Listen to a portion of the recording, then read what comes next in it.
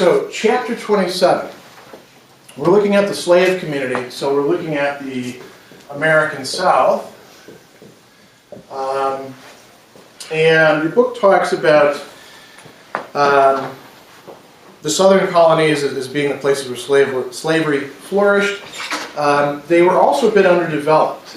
And what that meant is that a lot of the things that we've been looking at in the chapters so far, the Presbyterians coming in and the Congregationalists up in the New England colonies or the Dutch Reformed, those churches were not really active in the South. The Presbyterians would come down later on, but were not present in sufficient numbers to really do an awful lot. There were Baptists in the South, but not a ton of them at this time. As a matter of fact, a lot of the American South would be what we would call unchurched, meaning that any sort of religious life was up to the person, and probably the closest church or even organization might be miles and miles away. So many of the American slaves, the Africans that have been brought over and their descendants, were not getting any sort of formal training in Christianity, and many of the whites in the South weren't either. So there weren't a lot of clergy or missionaries. Like your book points out, many whites had no active religious life themselves. And there were some other things that contributed to this as well. Once you actually have missionaries and Bibles and religious institutions, why would the Southern whites be leery of letting black slaves have too much contact with that? Are there any themes in the Bible that might, raise people's hopes and aspirations? Think back to Judaism, when we talked about, The book of Exodus with Moses. Yeah, and Moses becomes a really key figure in a lot of African spirituals. And Egypt would be who? I mean, the Hebrews were slaves at that time, right? So who would the Egyptians be? The plantation owners. The Bible's full of things like that. And if you let people read it, this is sort of like talking about the Protestant Reformation. If you let people read the Bible directly, they'll often find things in there that you don't want them to find. And so, restricting access to that sort of thing was one way in which the white slaveholders could keep the black slave population down. Your book talks then about the 18th century and a number of different developments that work in the opposite direction. The opposite direction of what? The opposite direction of there not being an awful lot of mission work done among African Americans. As the economy develops, as communications develop, churches start to spring up. And Southerners themselves become, in sort of demographic terms, more religious. And along with that goes African Americans becoming more religious because they're part of that economy.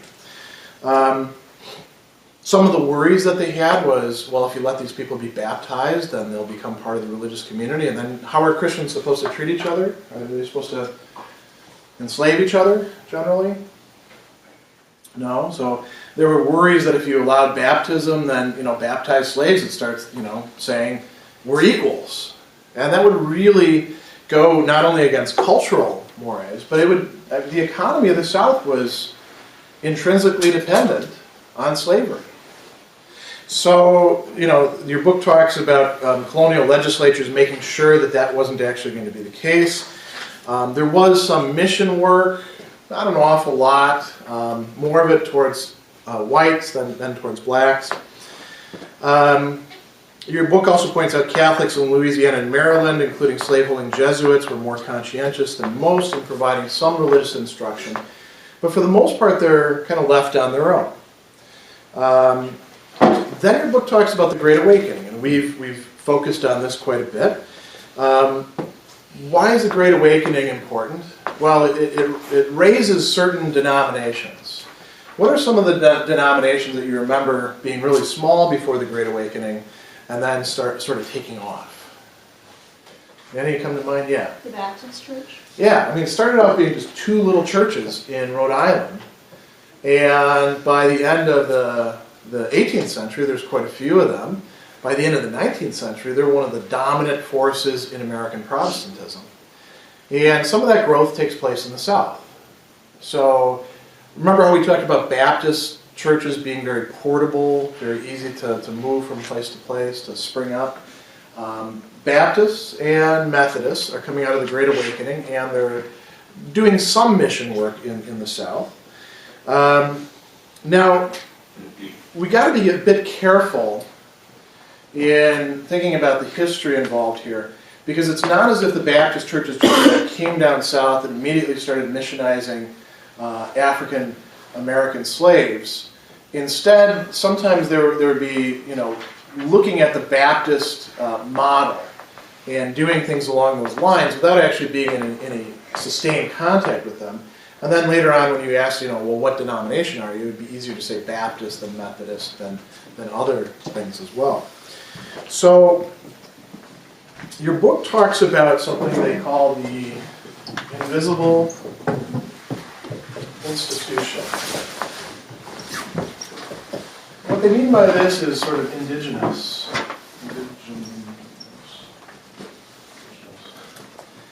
African American communities.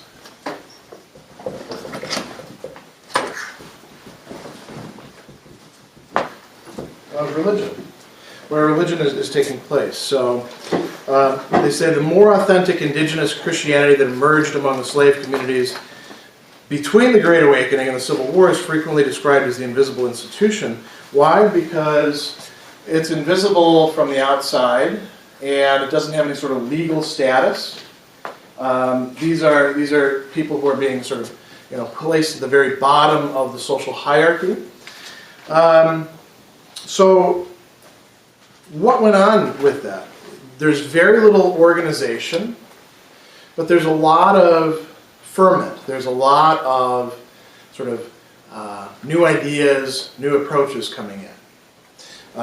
And so your book talks about the religious lives of plantation blacks having kind of a split quality. Are you guys familiar with this term compartmentalization? For any of you sociology majors or psychology majors? If you compartmentalize your life, what do you think that means? Like you're a student right now, right? Do all of you think of yourself as students all the time? What are other roles that you have that you think about that really matter to you? A student matters to you, I think. But hopefully you're not studying constantly. What else? I mean, you guys are athletes. That's a role, right? Sometimes you can't do both at the same time. What else? What are other key roles that are very different than being a student? Yeah. Son. Family relationships, a son, daughter. Hopefully nobody in here has yet a mother or father, but someday down the line.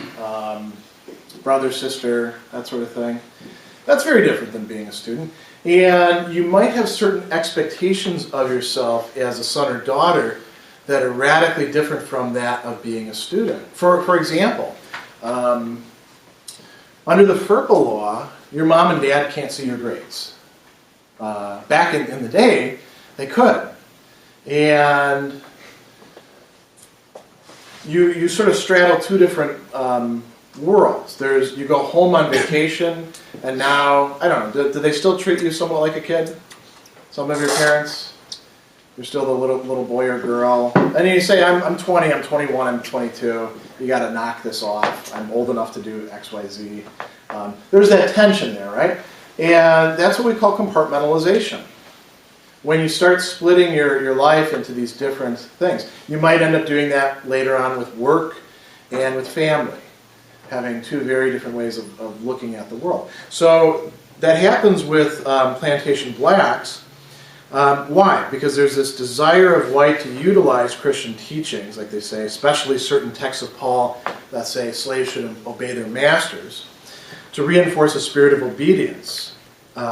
At the same time, in private, there's this invisible institution for communities of religion, let's say for worship.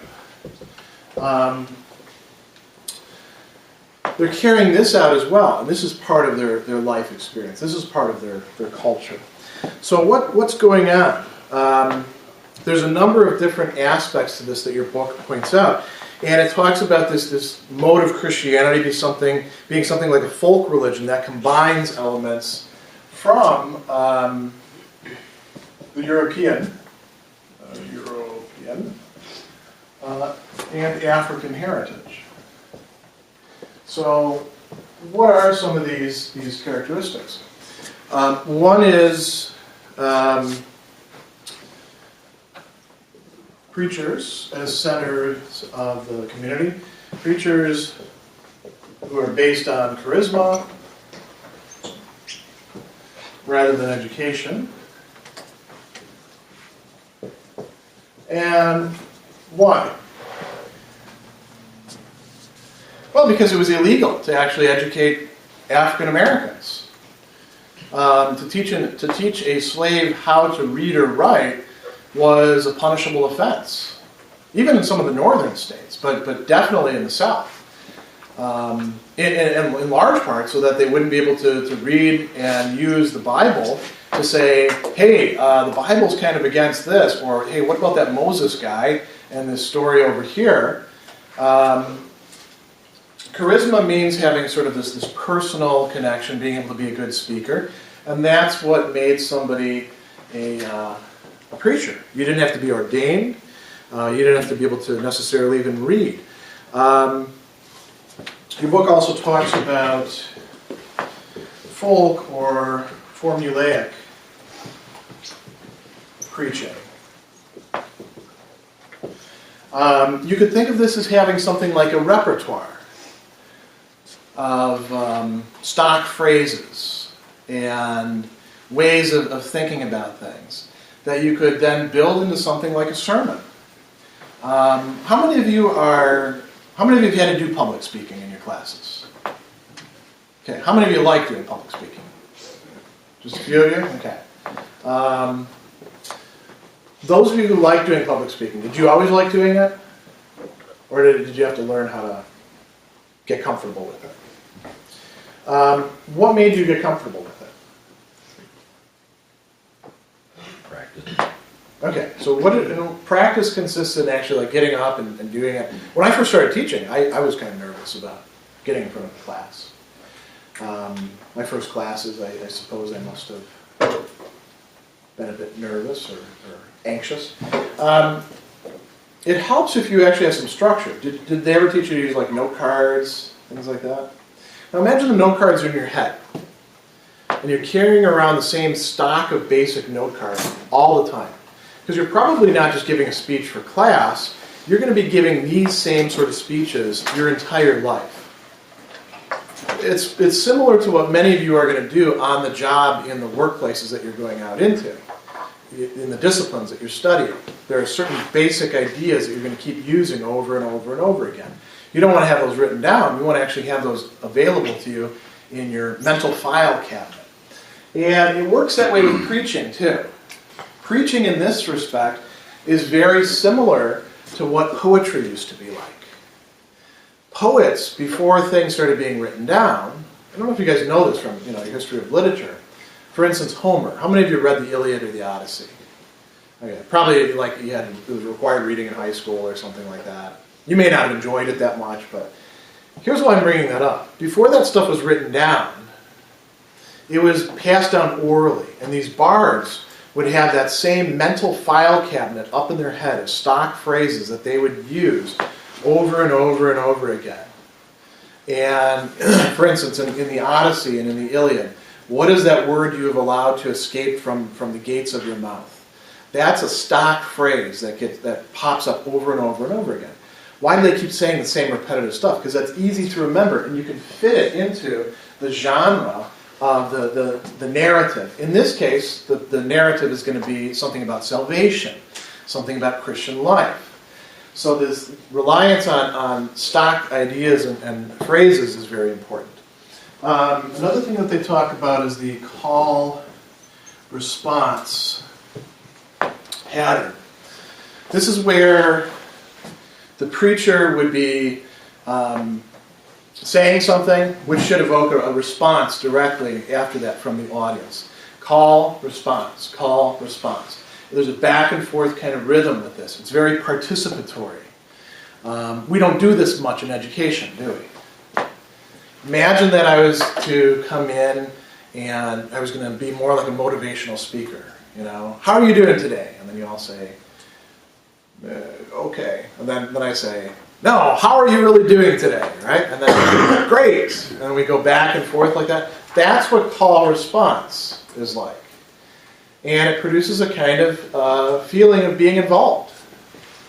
That's why we use it as a technique or other similar things like that in a lot of different settings. Not so much in the academic lecture, because it wouldn't really fit with it.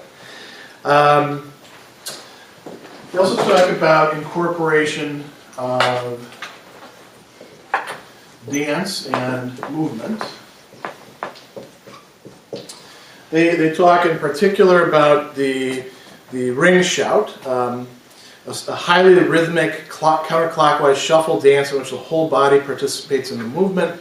And where is this coming from? Nobody really knows. There's conjectures that it's coming from traditional African religion and culture. In any case, it finds its way into pre-Civil War Southern slave religion carried out within the invisible institution like we're talking about. And one of the other elements that they touch on is song. And here we're speaking specifically about the genre that's called the spiritual. So what would be examples of spirituals? Your book gives you a number of different, Go Down Moses, Roll Jordan Roll, Were You There When They Crucified My Lord? And it even goes so far as to talk a little bit about music theory. I don't know if that made too much sense to you when they talk about the pentatonic scale. Any of you know what that means? Are any of you musicians in here? I know a lot of you have a lot on your plates. Pentatonic scale is the scale that blues is actually based in. But, blues is coming about later on. These spirituals are around first, and they're used, Were You There When They Crucified My Lord goes da da da da da da da da da. So it's not using the entire scale, it's using just it's using 5 of the notes. And it's a very powerful way of organizing music. A lot of these spirituals would use biblical themes, and they would have actually not even really coded messages. They're pretty overt. They would be about liberation. They would be about how to stand suffering. They would be about the faithfulness of God to the Israelites and the African Americans identified with the Israelites or with the Hebrews as the oppressed people. So all of these elements come together in African American religion in the South. Your book also talks about a debate that takes place between these two different explanations about how much of this is actually coming directly from African roots. And the long and short answer to this is nobody really knows. In part because when you're dealing with things that are passed down orally, it's rather difficult to say definitively that this was or wasn't the case. So,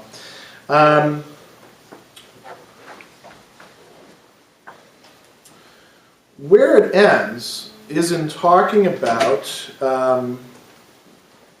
uses this term tertium quid. Are you guys familiar with this? It means a third something. And what happens with African American pre-war slave religion is that you've got European Christianity and you've got some African roots in culture that's not completely stamped out, which also isn't able to attain expression in the sort of things that it was in, say, Santeria or Candomblé or Vodun in other places. And they merge together to form something new, this third of African American religion. A new synthesis, like the book talks about, invoking elements from each tradition but blending them with the unique concerns and experiences of the African American slave community. Now, why are we looking at this here in this chapter? Is it just to be representative? We don't want to leave African Americans out or something like that? It's not that. This is actually going to influence, in the South in particular, American expressions of Christianity.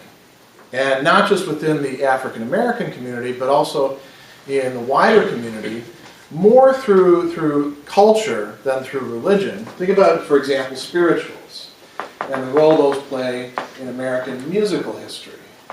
That's going to be quite important. So this is one of those sort of things where we're going to end the story here with this chapter, but we're going to retake this story up after the Civil War, talking about what happens with religion in the South. And then afterwards, what happens with African Americans as they leave the South and head out through the great migrations into the northern cities.